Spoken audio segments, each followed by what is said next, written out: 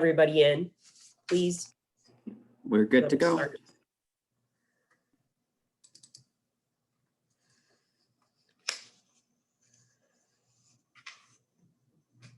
Hi, everyone. Thanks for joining us today. We're going to get started in a few minutes.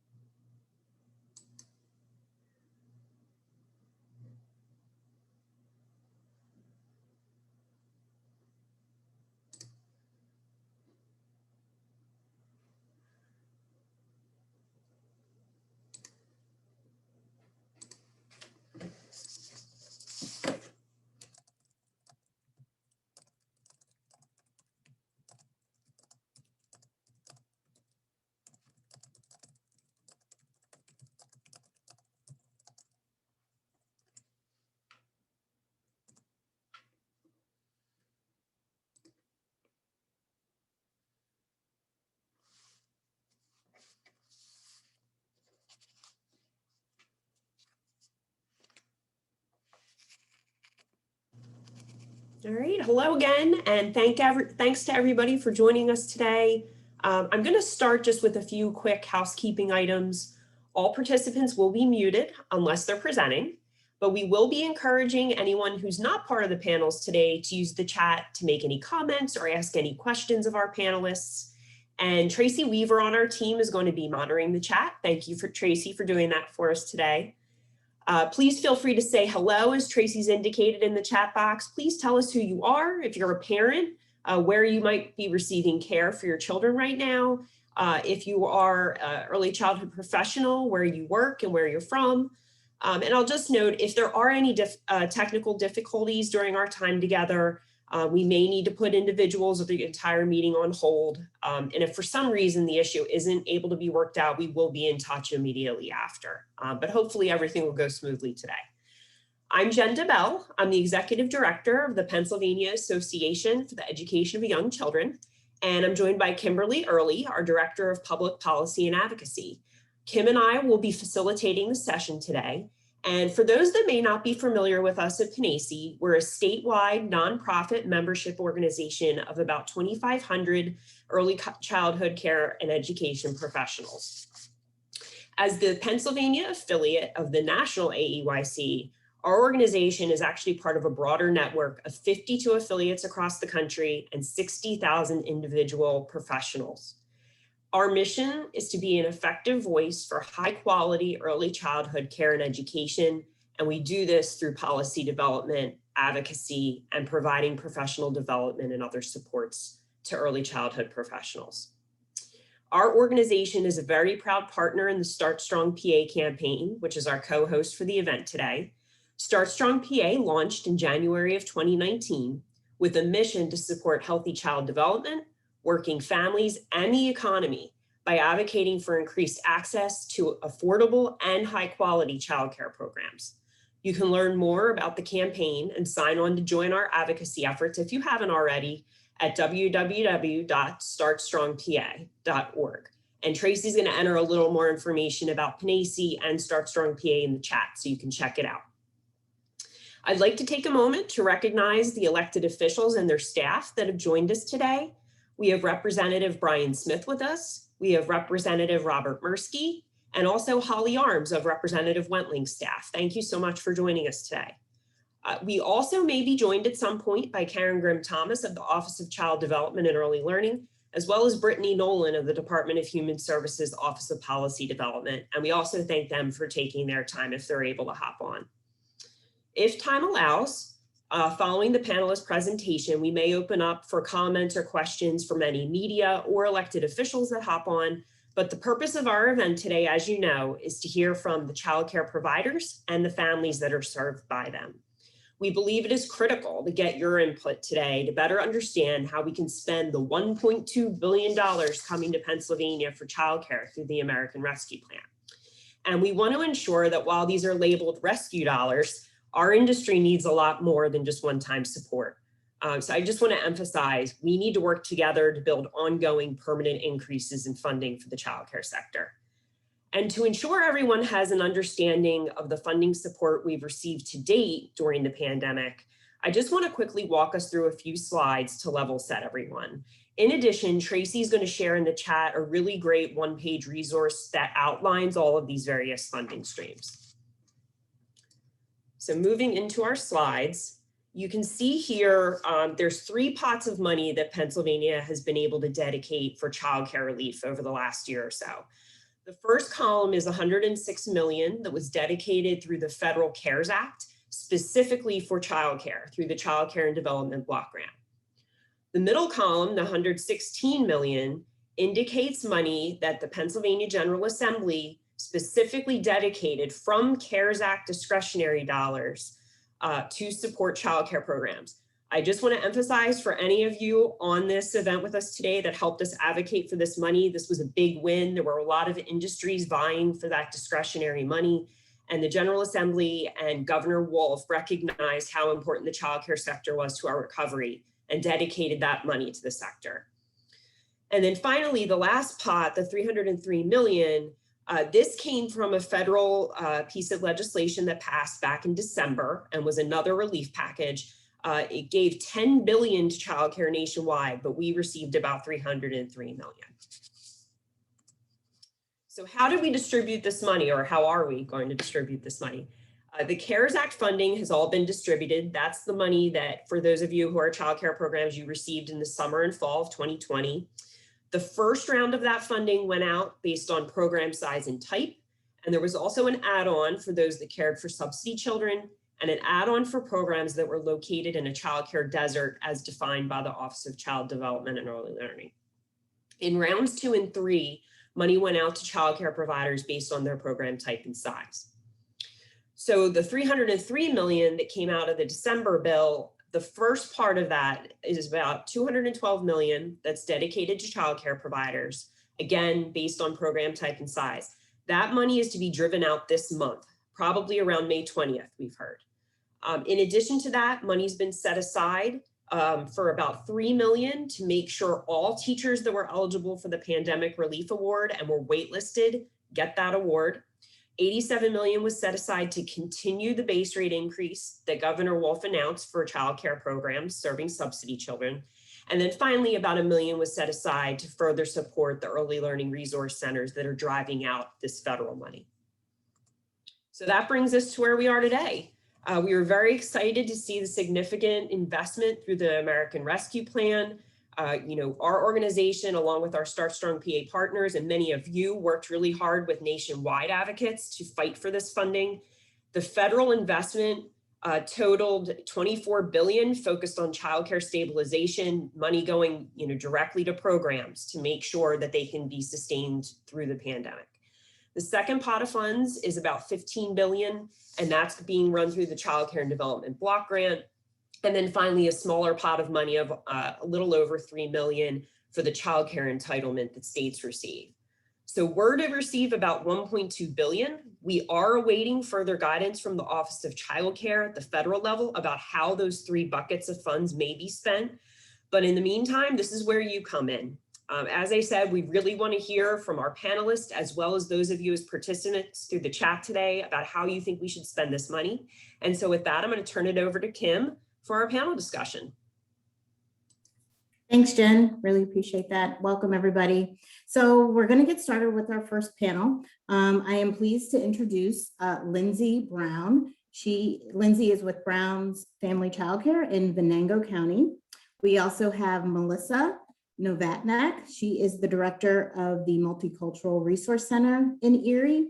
And we also have Shay Hubbard. She is a parent, and Shay is the owner of Projects IQ of Mercer County. We also had another parent that is unable to join due to an emergency, but we will be including her comments in our feedback today. So we'll get started again with the first question, which is, how should American Rescue Plan funds be used to increase the share of children in high quality programs and support families who need childcare to return to work? So that question will be put in the chat, and we'll just go through each panel member, and I'll call on everyone individually And then we'll open it up to additional comments and questions and ideas at the end.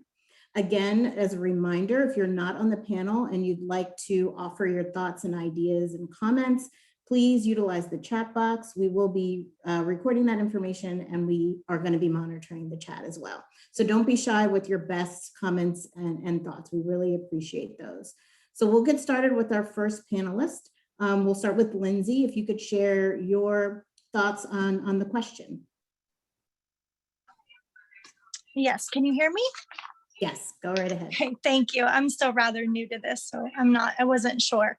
Well, I would first like to start by saying that I am speaking on behalf of a lot of providers from all across Pennsylvania. We collaborated together to come up with some ideas so that more of us could be heard. And I think that with this money, we should, excuse me, I'm sorry. I have it written down here. I'm trying to look and talk. I think that in order for providers to serve low income families and all of the other families with a high quality care and participate in the Keystone Stars program, we are requesting that the ERAs be reinstated as well as the add-ons.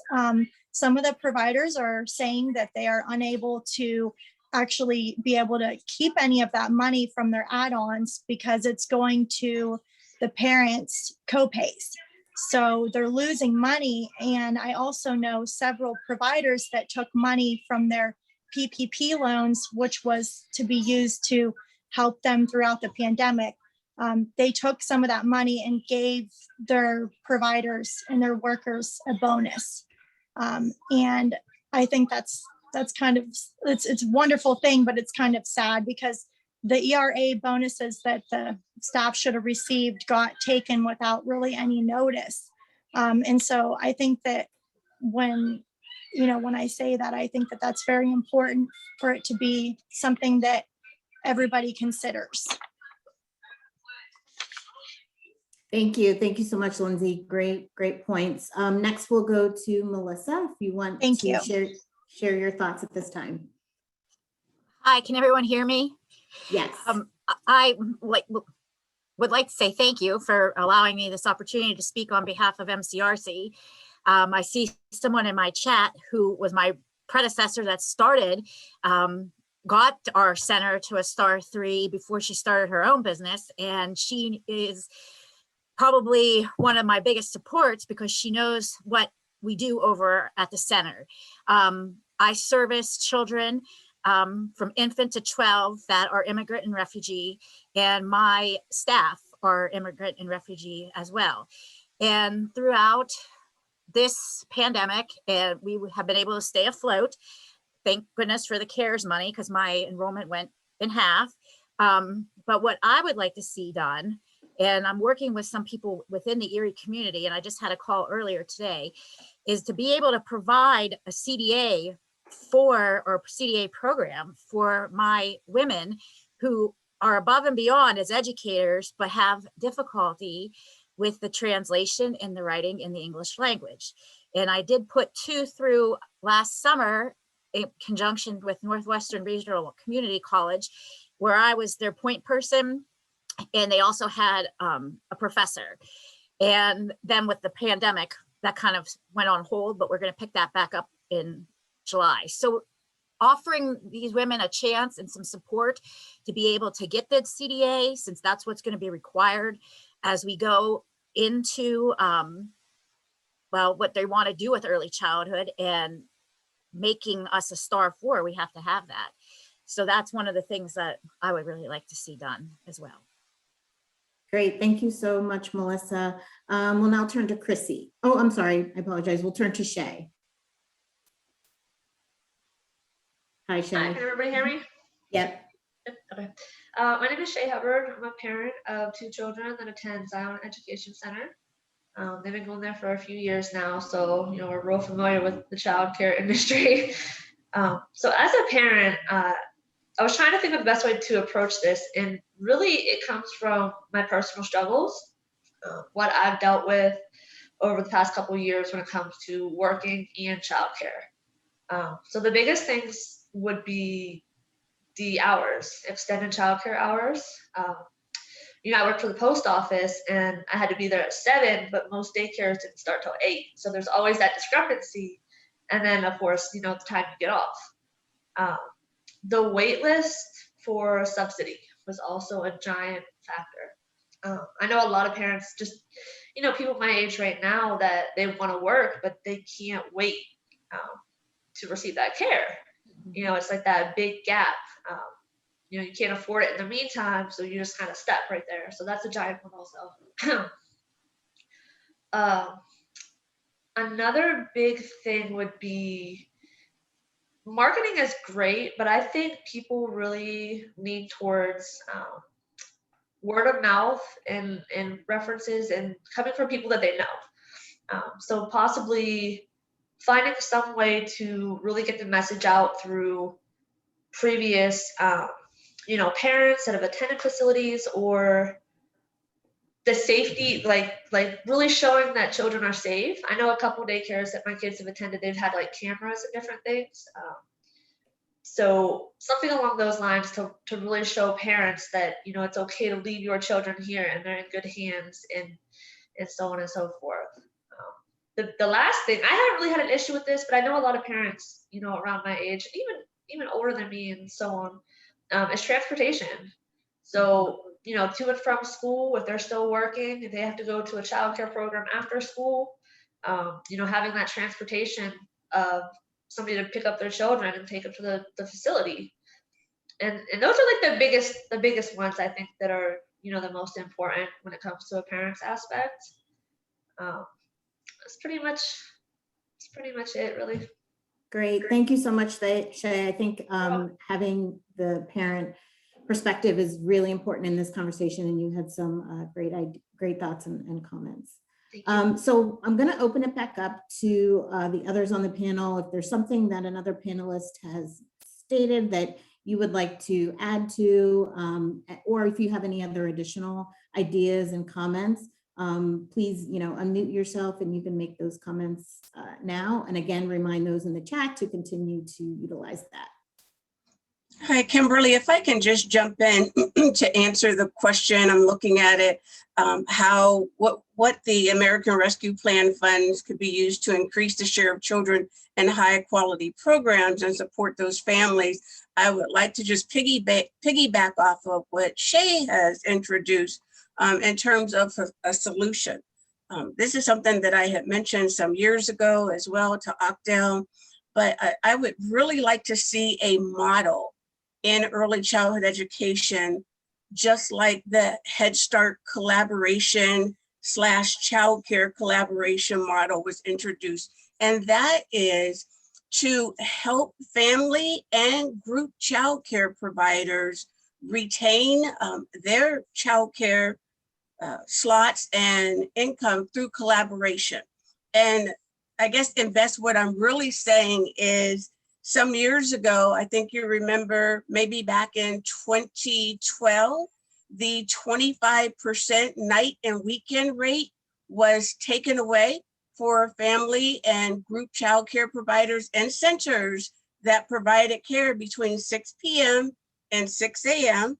and on Saturdays and Sundays. And when that was taken away, a lot of childcare providers changed the way that they provide services, because 25% is a lot of money to lose.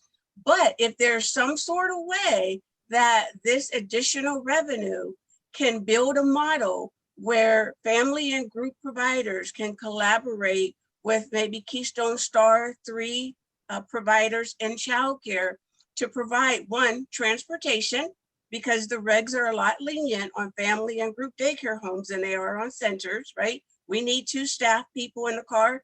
They only have to have the driver. Allow collaboration where they can have children dropped off as early as Shay said she would need, and then bring to childcare, and then pick up if it's an extended day for like a healthcare worker, et cetera. And saying that, I know that sort of goes against the grain of continuity of care, but in actual realization, that's going to happen for the rest of their lives. They're going to go to school, they're going to come to childcare, they're going to go home. So most families and most children are used to having maybe 3 different people, 3 different providers or teachers or whomever overseeing their daily schedule. But I said all that to say I would love to see a collaboration model between early child care education centers with family and group child care providers who will receive that extra 25% back and their daily rate through this effective collaboration. Thank you, Dr. Torrance. Great. Any other thoughts?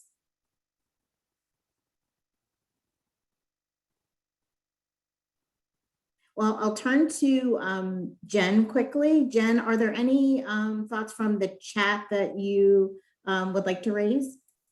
Sure. So a few comments echoing our panelists, of course. One individual noted collaboration as well around transportation, but with their local school district. So, trying to be thoughtful about what local partners are out there to help. There was a comment in there as well about, we need long-term funding for some of these things to really happen that's sustainable, not one-time funds. And a few comments focus more on the workforce that might be good lead-ins to our second panel around affordable healthcare for the childcare workforce, higher pay and compensation, those sorts of things. Great, thank you. I have something to add, if that's okay. Absolutely. I think that something that could be done would be to expand the infant toddler contracted slots. We started in that program last year and are continuing this year, and it has made a huge difference in our infant toddler classrooms from having six toddlers to now only 4. Makes a huge difference for all of the kids in the classroom. And it's been good for the families too, because once they're in, they're eligible until the child turns 3. So I think that would be good for other centers to have. And in fact, we would be able to take more children into that program as well if it was possible. And just having more children, that are eligible to receive the childcare works. I don't know what the wait list is like now, but I know over the years, there's been families that have waited months and months. And I think that needs to be expanded for families.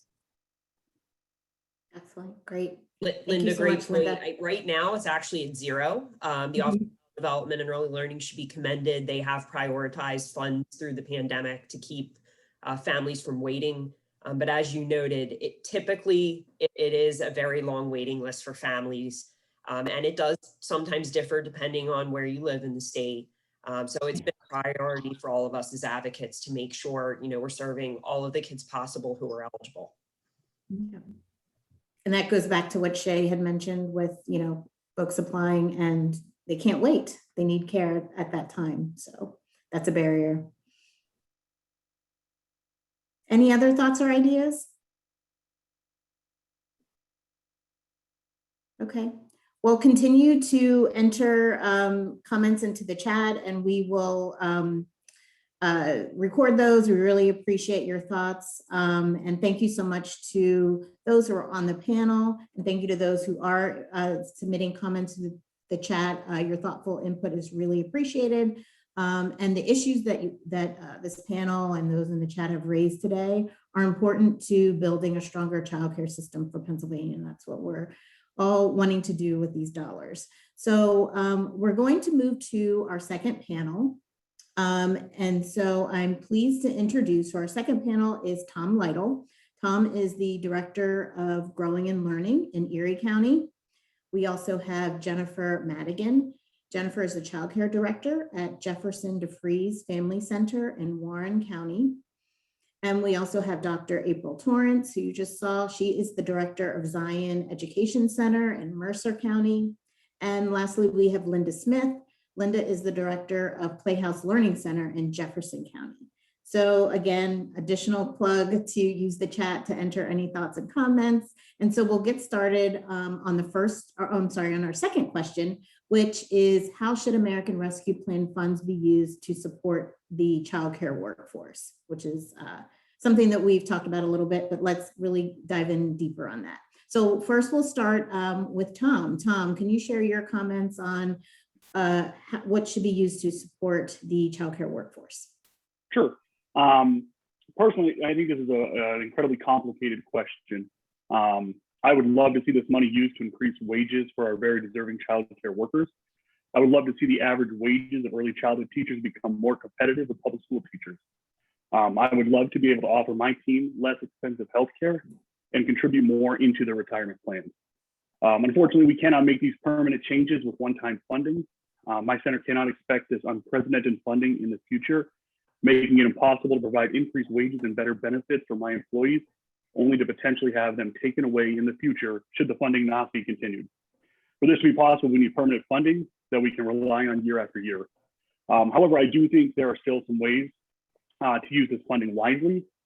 First and foremost, I believe that we need to use a portion of these funds to pay out the education attention awards that our employees did not receive this past year. Additionally, I believe the ERA needs to change its guidelines. We need to start to value experience with as much energy as we do a diploma. I believe that higher education is important, but it cannot be a replacement for experience. Excuse me. At my center, I have 100% of my lead teachers having earned a bachelor's degree in an approved field. I also have a brand new employee that was valedictorian in high school and will graduate top of her class at a very well-regarded local university. She is incredibly hardworking, smart, talented, and I'm so thankful she's employed at my center. I also have 3 teachers that have bachelor's or associate's degrees that are considered non-relevant degrees. These assistant teachers combined have over 70 years experience in early childhood education. If I had to choose, I would prefer my own child be in a class with one of our experienced assistant teachers over our valedictorian. I also know that the families I serve would make that same choice. This is not to take away from our valedictorian. She is a tremendous employee and will become a wonderful lead teacher, but only with the tutelage of our experienced teachers. We need to not only provide awards to employees that are deemed to have appropriate advanced degrees, we need to support our experienced employees that are educated, but whose degrees are considered to be relevant. In my opinion, earning an advanced degree shows above all else that you have a strong work ethic, great determination, and the ability to learn. Under the current award structure, I am not paying the employees that I or the families I serve consider to be the most valuable. We need to award experience and education. Second, I believe this money needs to be used to provide tangible assets to programs that will outlive the funding itself. I think that providers should be able to apply for grants for projects and equipment that will help better equip their workforce to excel at and enjoy their jobs. For an example, this past year, my center gave shorter, more frequent breaks to our employees to reduce potential COVID exposure in classrooms. I chose to spend a portion of our CARES Act funding to improve our break room experience. We provide an assortment of coffees, snacks, and a more comfortable place to relax within the building. I would like to take this further in the future to offer more accommodations for our staff. Additionally, some centers may be struggling to afford a fire alarm system that is now necessary. Or perhaps the center needs computers for their teachers, improved building ventilation, or an outside classroom. If providers could apply for grants awarded through the American Rescue Plan to pay for these projects, I think that would improve our child care program and consequently provide a better work experience for our workforce. Excellent. Thank you. Thank you so much, Tom. Very well said. Our next panelist, Jennifer, can you share your thoughts about the workforce? Yeah, thank you so much for this opportunity. And I couldn't agree more with just about everything Tom had to say. I took some notes and there wasn't anything I disagreed with, but I think that grant idea is a tremendous, could be a tremendous asset to everyone, especially, you know, as we work our way up through the stars, we lose our opportunities at some of those grants, which we know that there are ways, you know, the add-ons are there, but we still have some of those expenses. And with the challenges we've experienced, being able to apply for grants, since this is something that I agree we're not going to, a one-time funding opportunity is not something that we can't continue that. So if we know going into it, we're going for the grant, that could help there. But I reached out to some other directors in neighboring counties to get their feel for what I should share today. And one of the most popular opinion that came back was something to increase our compensation for our teachers. And everybody knows that, and we've heard it time and time again. But when we started talking back and forth, the number of good folks that we have lost to non-related fields because we couldn't pay them what they were making somewhere else. And I can say that for my center personally, I lost 2 people that one of them didn't have the education that, you know, Tom was mentioning, that I wish she was in my classroom with my kids over some of those people that have their master's degrees and whatever, because she just, life experience was good for her. Her paycheck for me wasn't. So we're losing good people because we can't afford to retain them.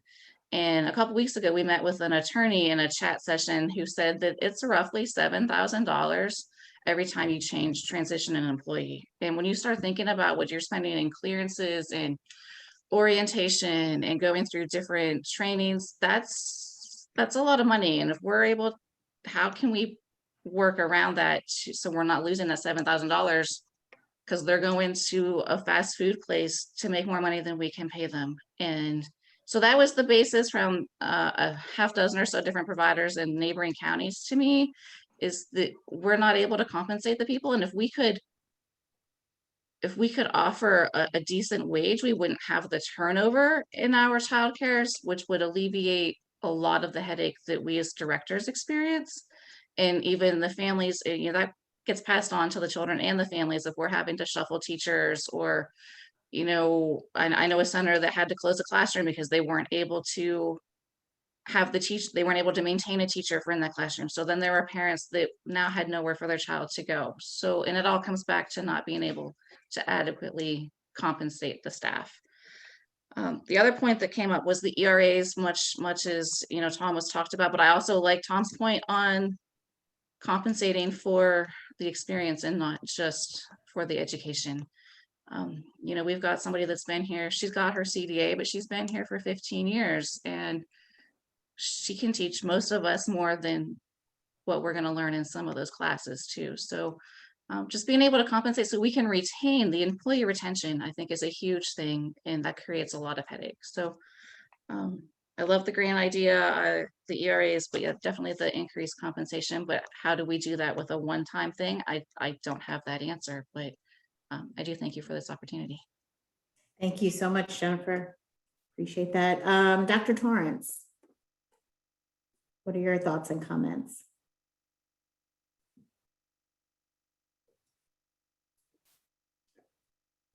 Dr. Torrance, did we lose her? He's on mute. You're on mute. There we are. There you Okay. go. I was saying, I have contemplated this question until 2 a.m. To think about just what has been unpopular and what has been popular with this ERA buzz that went around the state over the last, I think, maybe since October, when Tracy Campanelli, I think Campanini. Campanini, thank you, informed us that it may not happen this year.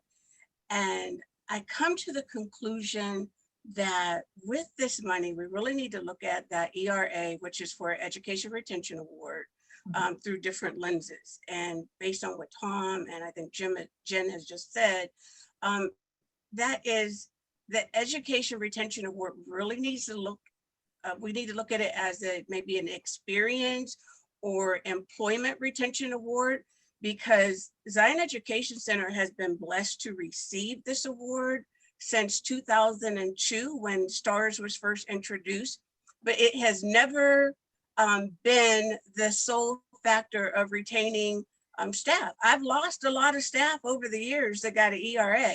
So basically, we need to look at doing this on a monthly or a quarterly basis instead of an annual basis. And how do we do that? How do we retain staff?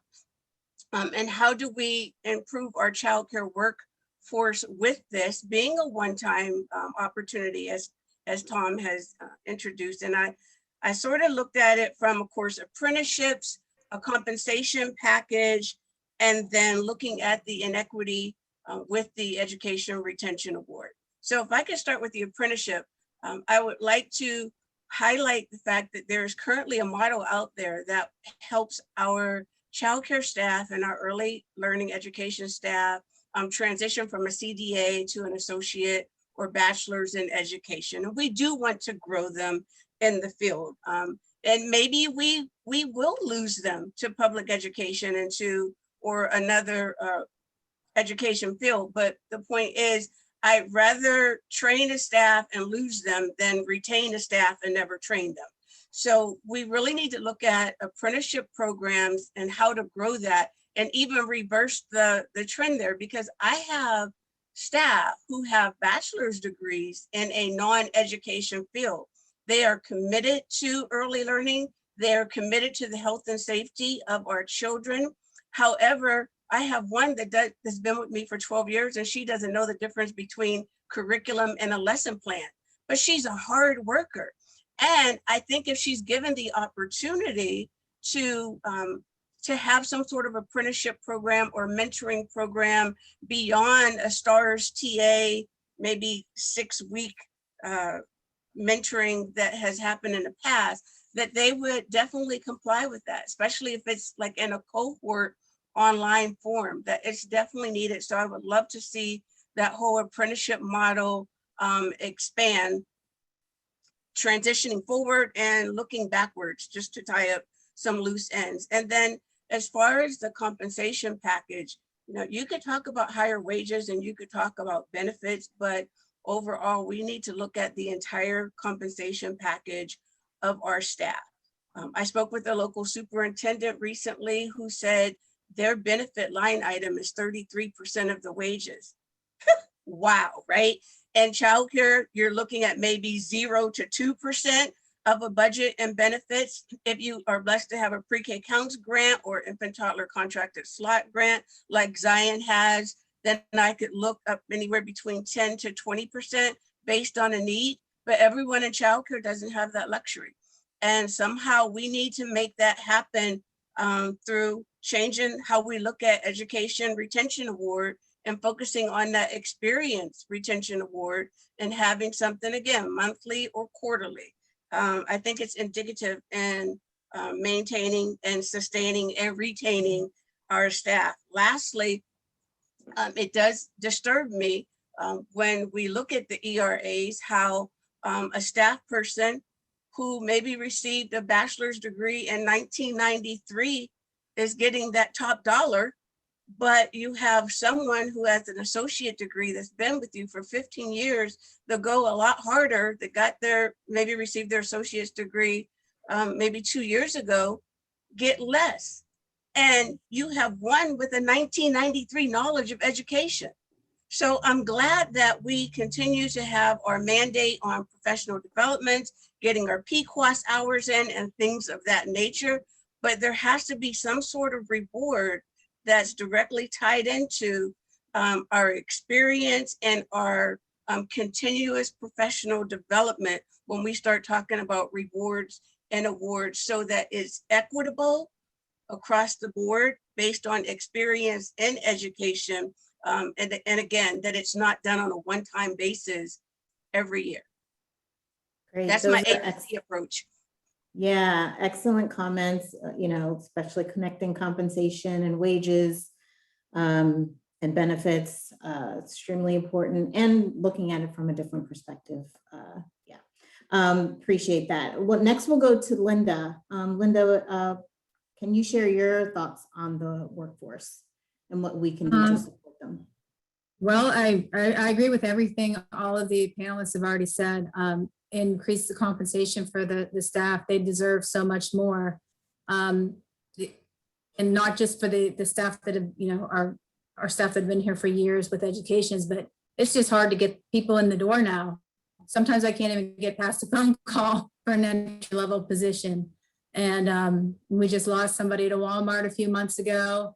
Sheets, it's just been like this forever. So that would be a huge difference.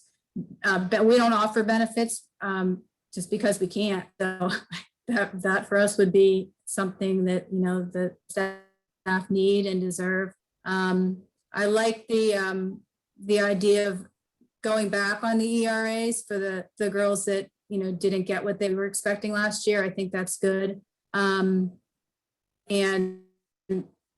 also the idea of rewarding them, not just on education, but on experience. Because I too have so many staff that have been here for years that have no interest in going and getting their associate degree or any other degree, but they're wonderful. I couldn't do it without them. So I think they need rewarded for being here as well. That's really it. I think everybody covered all of the things that I was going to say. I agree with them all. Great. Thank you, Linda. And so I'm going to open it back up to the full panel. So to give you the opportunity, maybe you've thought of something new that based on what another panelist has mentioned, or you saw something in the chat that you would like to highlight now related to this issue. And also just to remind those on the, that are not on the panel to continue to enter your comments in the chat. So open it up to the full panel and just go ahead and unmute yourself if you have additional comments. My apologies, Kim, for jumping in. I just forgot to say, mention recruitment, because before we can retain, we need to recruit some qualified staff. And if we could use some of this money for sign-on bonuses right now, that's higher than unemployment, I think it would be advantageous to the field. It's a great idea.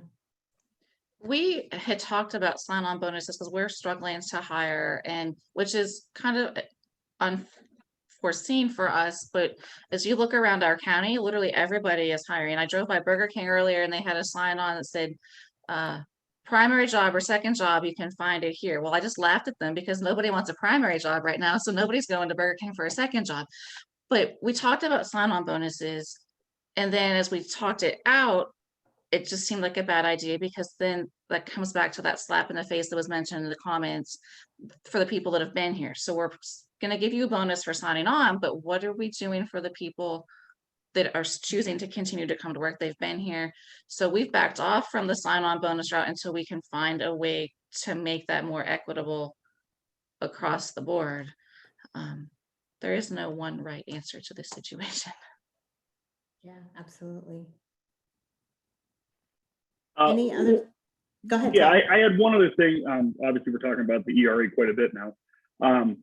I'm kind of a unique position as I am the director and the owner of a center. And in a typical year, our education award is about almost $18,000. I think one thing we could do that would improve this program, and this is coming from the owner side of me, is if the funds came directly from the state to the employees, instead of having me or the other owners or organizations be the middleman that then has to pay the employer taxes on that. I pay almost $4,000 or $5,000 in taxes on our annual ERA. When I feel like it could easily be, the ELRCs are able to send funds directly to me. I don't understand why they don't send funds directly to the employee that receives the award. We turn all the information, then send them a 1099. That way we could then invest that $5,000 every year that I have to earmark for taxes for an award and invest that in higher compensation or supplies or other programs I could offer for our center. That's just something that always, I'm never going to not do it. I mean, my employees deserve it, and I want to give them everything I possibly can. And I hope I'm never in a position where I can't afford to give them pay the $5,000 in taxes for them to be able to receive that award. But it just seems like it's almost just like an oversight in paperwork. And there could be something I don't understand that would not surprise me at all. But it just, in some way, send the money directly to the employee, so we're not, getting hit with that tax bill that we have to prepare for every year. That's it. Thank you. Anyone else? I know Lindsay, I think Lindsay is still on, and she was on the previous panel, but just to get her perspective from the family childcare provider perspective on this topic, anything that you would like to add? Don't want to put you on the spot, but just thought I'd raise that. I'm not sure she's on. Oh, okay. No she worries. is a family provider, so she might have jumped off to deal with. Yeah, understood. Thanks, Tracy. To feed the children. Yes. So I'll turn to Jen quick. Jen, any comments in the chat that you would like to raise? Yep. Just had another one about thinking about help with substitutes in early childhood programs. To your point about family childcare, there was a comment about don't forget, if everything's not center-based, we have to be thinking about family and group childcare as well. There was some echoing around the recognition of lived experience in the classroom and how that should be recognized in addition to degrees. I really like the comment in the chat that childcare is more than supervision. We had a panel yesterday focused more on the Lehigh Valley and Northeast, and one of the panelists used the word brain builder, which I just personally love. It isn't just about supervision and health and safety. It is about the education you're providing to these children and helping prepare them for school and life success. So just wanted to highlight that. And then finally, some echoing comments around the Education and Retention Award. Just the concern that the $600 kind of as like a replacement seemed like a slap in the face, that award was provided to everyone. So just wanted to highlight that as well. Great. Thank you. Those are all good comments. Any feedback from the panel? Anybody who's on the first panel or second panel? I'm not sure what all of the providers did with the additional funds that we got through the summer and then that were reinstated, I believe, in September or October. But I definitely made sure that in addition to that $600 bonus that everyone received, that my staff did get a hazard pay out of the additional funds that we received. And there was another, I forget what other bonus that I did give them. But again, when I have staff who had received an ERA and passed, and then it was taken away basically because they were maybe a 100% cost allocated pre-K counts assistant teacher at a $15,000 part-time rate and not get that ERA anymore. She was grateful for the $600. So there were some huge losses, but there were also some gains on both sides of the coins. And the best that we could do with the additional money that we did receive from the state as a provider is to supplement their loss. In addition to focusing on some of the COVID needs that we had to purchase, some of the expenses that we needed to purchase to make sure that our facilities were safe and healthy. And lastly, I think maybe there should be some professional development on how we can maximize the money that we are receiving for the good of the order so that everyone comes out with a win-win. That would be advantageous for the profession right now. Yeah, great point. And also the data to show, here's what we did with it, and here's the great outcomes, and we can't turn back. Any other thoughts? Great. We really appreciate everyone who has participated today. We thank everyone on our first and our second panel. And we are thankful to those who wrote in the chat, providing back your input.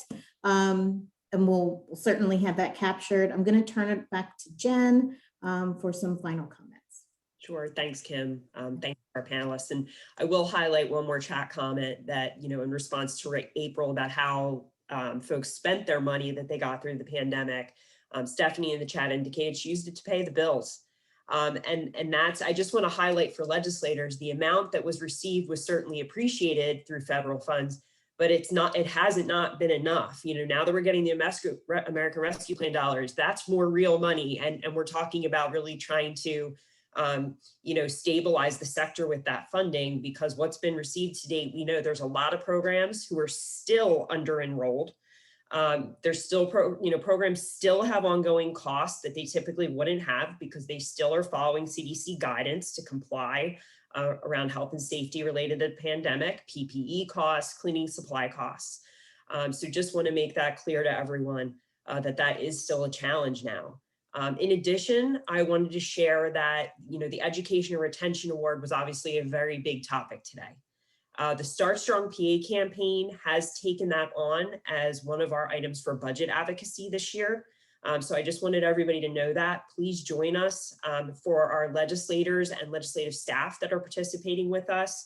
We would like to use federal funding to reinstate the award, but as all of these wonderful panelists have indicated, there's certainly no program that can't be improved. And we have talked to Octel and said, we really hope it comes back, but we are certainly open to changes that can be made to the program. So we call on you to help us and work with us through the next several months to hopefully reinstate that program. There's been a lot of talk that, we obviously all need to get to a better place around compensation for the workforce, but until we get there, there needs to be some sort of program like the ERA so that we can retain the staff that are highly qualified in our program, in the programs. So just wanted to make sure everybody was aware of that. Also, as we talk about one-time funding, we do have some hope for the future that we hope you will all work with us on. There's some movement at the national level, both out of the president, but also there's bipartisan support in Congress for further investments as in childcare, both as infrastructure, but also to think through some of the money that's come through the American Rescue Plan and think boldly about how we make some of those investments a long-time reality. So we hope, beyond thinking through how we spend this money, we are definitely receiving. We hope you'll all work with us together at the national and state levels to make sure these are sustainable investments. So with that, I want to again thank you to the wonderful panelists we've had today and for your thoughts as providers and parents. I want to thank our legislators and staff that joined, Representative Longjetti, Representative Smith, Representative Mirsky, and staff of Representative Longjetti and Wentling, as well as staff from Representative Bizarro's office, and Brittany Nolan from the Department of Human Services. Really appreciate your participation with us today. If any media did happen to join us today and have questions, feel free to leave your information in the chat or reach out after. We'd be happy to speak with you or link you up with any of our panelists. And in closing, there are more of these events that are happening. Start Strong PA is holding 12 of these forums virtually to make sure we get input from all areas of the state as to how we best spend these funds. And I want to put a plug in. We are doing a survey as well. Recognizing we're doing these events through Zoom, it's hard to get full feedback from all participants. We tried to do our best through the chat, but you will be receiving a follow-up link later today that has a quick survey, some specific questions, and also an open-ended one at the end. We encourage you to give us any and all ideas you have as to how to spend this money. And as an incentive, if you fill it out, you get entered into a drawing for 2 $100 gift cards. So please fill out that survey. We want to hear your feedback. We will be using it to build a set of recommendations to Governor Wolf's staff, as well as the General Assembly as to how these funds can be best spent. So with that, I just thank you all so much for your valuable time and appreciate you being with us today. I hope you have a wonderful afternoon and a great weekend.